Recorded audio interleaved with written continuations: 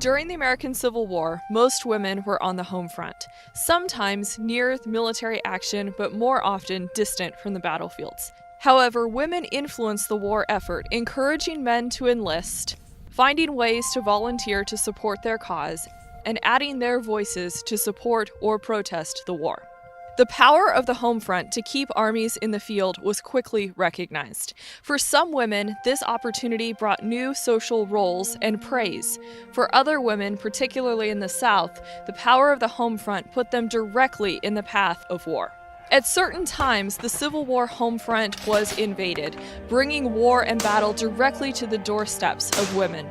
Some women, in both North and South, volunteered as nurses, usually in established hospitals or when war came to their community. The story of the respective home fronts during the Civil War is a very interesting and complicated one. The first thing people need to understand is that there are very different experiences depending on whether you live in the United States or the Confederacy. There are some commonalities. People on both sides became used to much more intrusive central governments. Both Abraham Lincoln and Jefferson Davis set aside the writ of habeas corpus at one time or another. On the United States side, of course, there was disruption. Congress passed income tax legislation and conscripted Union men into the Army, although if you live in the United States, you only had about a 1 in 2 chance of doing military service because the war didn't call on a higher percentage than that.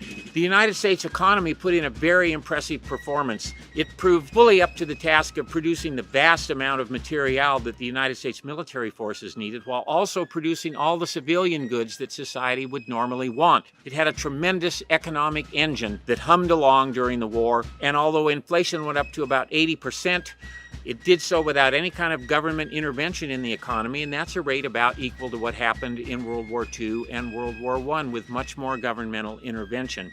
On the Confederate side, there's wide-scale economic dislocation, tremendous damage done to the transportation and communication infrastructure. It took a great deal more intervention on the part of the Confederate government because the industrial base was so much smaller. The Confederacy actually set up state-sponsored industries to produce armaments and powder and other things during the war. There was nothing equivalent in the United States. There are also an array of both monetary taxes and eventually a tax in kind where the government would take a portion of crops and other things.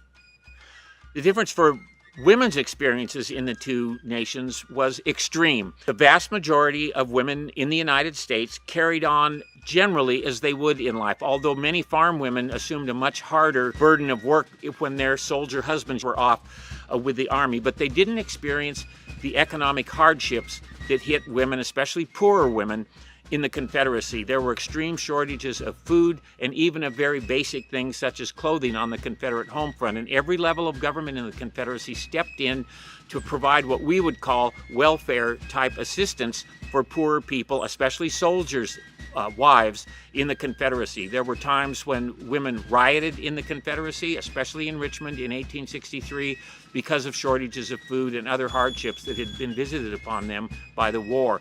But the real difference on the civilian side in the Confederacy was the profound dislocation to the normal activities of social life that the presence of United States armies brought. There are thousands of white refugees in the Confederacy, hundreds of thousands of black refugees in the Confederacy. In fact, the unraveling of the slave-based society in the Confederacy is one of the major themes of the home front on the Confederate side. As Union military forces penetrated deeper into the nation, it disrupted white control over African Americans, even as it disrupted the economy and transportation and almost every other element. In other words, did exactly the thing that the secessionists had hoped to avoid in leaving the Union in the first place. They brought on a war that brought armies to the Confederacy, that brought tremendous dislocation to almost every element of their economic, social, and political structures.